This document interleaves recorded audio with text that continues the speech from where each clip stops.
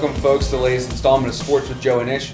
I'm the sports editor of the San Marcos Daily Record, Joe Vazelli, and I'm here with our go-to man as far as the Rattlers are concerned, Ishmael Johnson. And, of course, Ish, both Texas State and San Marcos in action this past weekend. The Rattlers picking up a huge victory to end the season off on a high note over Lockhart, 35-21, and Texas State ends up falling to Georgia Southern, 28-25. And Ish, I think it's that Texas State game in a lot of ways, if you look at it from a fan's perspective, I think a lot of fans would say that Texas State kind of let one get away, a chance at a big victory, or what would have been a big victory. Yeah, it's true. You look at the box score and you think, how did Texas State lose this game? You know, they held Georgia Southern to, I believe, their lowest rushing total of the season, which was unexpected from, I think, both of us. I don't know if we expected Texas State's front seven to contain that kind of hybrid triple option from the pistol that Georgia Southern ran, but you know, they couldn't make the plays at the time. I mean, the big play, the pick six, obviously was the turning point in the game. And Texas State really couldn't recover from that. It seems like that they dug themselves in too big of a hole. Sure, like you were saying, too, I mean, 9 first downs from Georgia Southern. Kind of strange.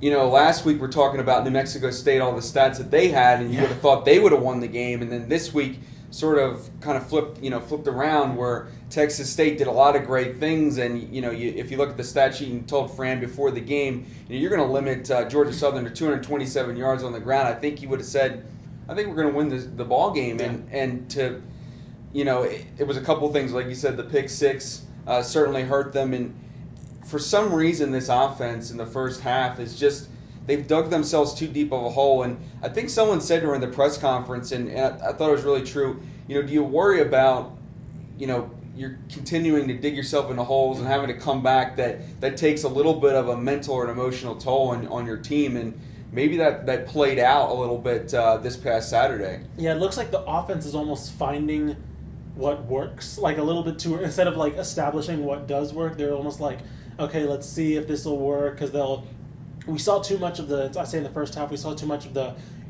run first, run second, throw in completion, third down, 3 and out. Like that kind of scenario. Or even if it was even if it wasn't 3 and out and incompletion, it was like, a pass short of the first down. Things like that they were almost trying to see what Georgia Southern was giving them instead of attacking, using their strengths, which we've seen that they've done this season. It seemed like they were really conservative, almost trying to, I don't want to say, I'll say it was trying not to make a mistake early, and it ended up making a mistake, but it seemed like they were just a little too conservative a little too dedicated to the run, and then on the short passes that Tyler Jones really couldn't get a rhythm on, it seemed. Yeah, and like we were saying, the one thing I didn't like is, if you got a quarterback that's not in a rhythm, why are you going to have him run these the little option plays where he can either run the ball or throw it? You're putting him in a bad situation, and I think in the second half what they did that was so great was they just it wasn't really clever. It wasn't really. It was just, let's throw the ball down the field a little bit. Nothing really spectacular, but it was moving the chains. They got the hurry up offense going again. And yeah, you're right. And it's almost the simplest things work for them. And it's the same way. UL Monroe is the same way. Yeah. And I guess it's easy when you're struggling a little bit offensively to try to do too much. And I think they've got to be careful of that, because especially, we'll talk a little bit about South Alabama. That's not a team that, you have to do too much clever stuff against. Yeah. You should be able to come away with a victory without doing so many, breaking out all the stops and trying to be too clever or too cute with what you're trying to do out there. Yeah, and when you talked about Tyler Jones and the rhythm, that passing, I wasn't really a fan of, him rolling out to pass the ball, because he's a guy that needs his feet set. He has kind of that unorthodox throwing motion that really doesn't work on the run. He has to have his feet set and have to be able to load up his arm, and he really couldn't do that when they were rolling him out, trying to get these passes to the flats, to Miller, to Best, to guys like that.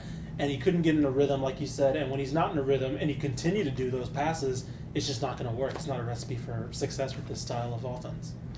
Sure, and let's, of course, a little bit changing gears a little bit. You were down in Lockhart. You were describing the atmosphere down there, how it seemed like one of those great high school games, a backyard rivalry in many ways, and I guess you can even tell people about the experience of some barbecue. Yeah. I know you enjoyed that. Just kind of break down the game. A good way for the Rattlers to finish off the season this year. Yeah, the Rattlers beating their longtime old school rivals, Lockhart, 35-21. We actually went to go get barbecue before the game, and they closed at 6, and it was like so they can go to the game.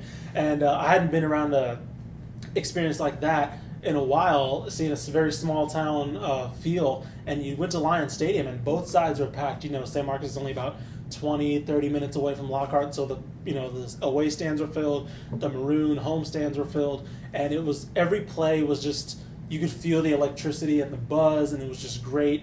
It was a great moment, objectively, not even looking from a San Marcos, covering San Marcos standpoint or Lockhart standpoint, just objectively, anybody could have had a great time at that game.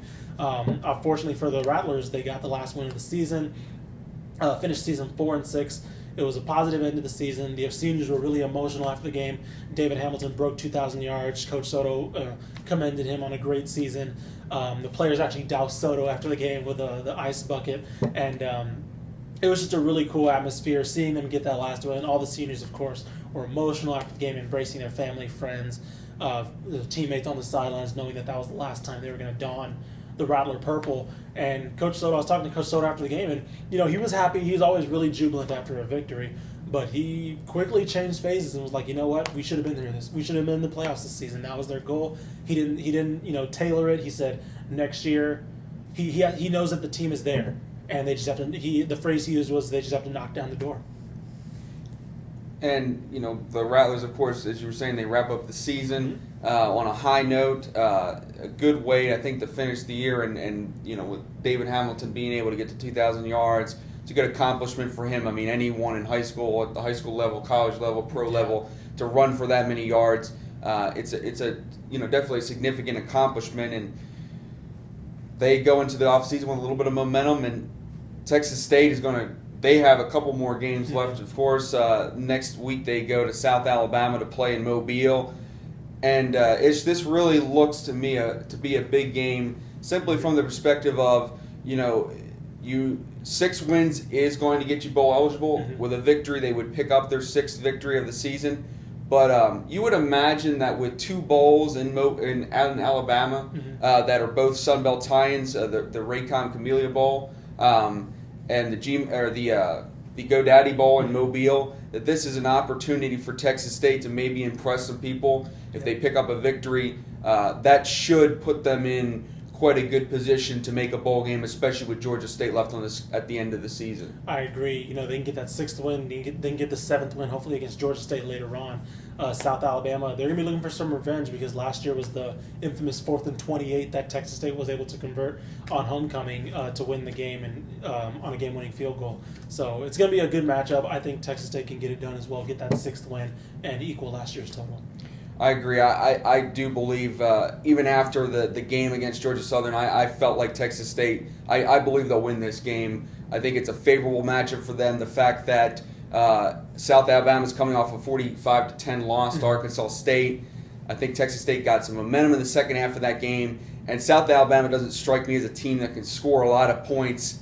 So I think it's a favorable matchup, and I believe we'll see Texas State pick up their 6th victory and put themselves really in the catbird seat in terms of making a bowl game at the end of the season.